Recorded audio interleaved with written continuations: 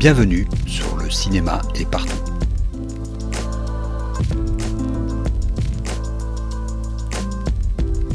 Un podcast sur l'industrie du cinéma et ses évolutions.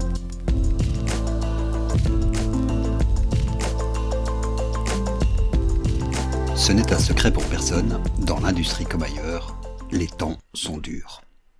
Hormis quelques blockbusters comme Spider-Man et Batman, les salles de cinéma ont du mal à se remplir. Tout film, qui n'est pas un blockbuster instantané, même parmi les films des majors, est à la peine. Est-ce qu'on est dans un cas typique de prophétie autoréalisatrice, où le fait même de ne proposer les films que sur les plateformes assèche à ce point l'offre cinéma qu'elle en devient peu attrayante? Ou est-ce un effet passager, un contre-coup des confinements et restrictions, auquel cas il suffirait d'attendre que le public se lasse des terrasses et des restos pour retourner dans les salles? Il est clairement trop tôt pour le dire. Il n'empêche, ce moment d'entre-deux apporte ces phénomènes intéressants. Le premier est le bon succès public des festivals. Le calendrier de cette année 2022 s'est rempli à toute vitesse, ce qui risque d'ailleurs d'accentuer l'effet d'embouteillage ressenti par les distributeurs. Les festivals s'enchaînent, voire même se chevauchent.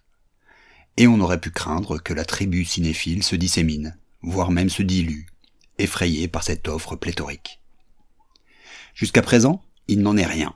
Le public est bien là, à la fois présent et réactif. De même, dans les salles, si les séances régulières restent clairsemées, les projections événementielles, elles, font salle comble. La situation donne de furieuses envies de conjecture, d'autant qu'elle rejoint un sentiment persistant depuis plusieurs années déjà. L'avenir du cinéma dit art et essai serait-il dans l'événementialisation des projections? Tout le milieu du marketing, dans quelque secteur que ce soit, a une obsession depuis 20 ans, la friction.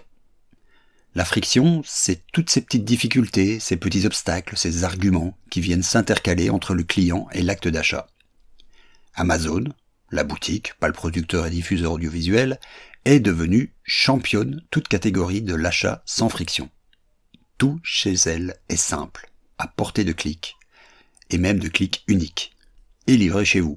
Pour Amazon, que le produit soit tentant ou pas, utile ou pas, de qualité ou pas, n'est pas la question. La question est que l'achat soit facile, frictionless. Depuis, tout le monde leur a emboîté le pas. Il ne doit y avoir pas plus qu'une feuille de papier à cigarette entre le désir et son assouvissement, peu importe la satisfaction finale. Dans cette vision du monde-là, le cinéma, la salle de cinéma, est un objet terriblement rugueux. Il faut s'informer, planifier sa sortie, parfois même gérer les enfants. Mais surtout, ce qui devient la chose la plus difficile, il faut sortir de chez soi. Dans un monde où il faut à peu près le même effort pour organiser son voyage de vacances ou un week-end en famille, tout ça devient un obstacle de taille. Et donc, la salle de cinéma, et avec elle toute l'industrie culturelle, se trouve dans la situation inverse d'à peu près toutes les autres industries. Elle se doit de composer avec la friction inhérente à son modèle économique, impossible à effacer.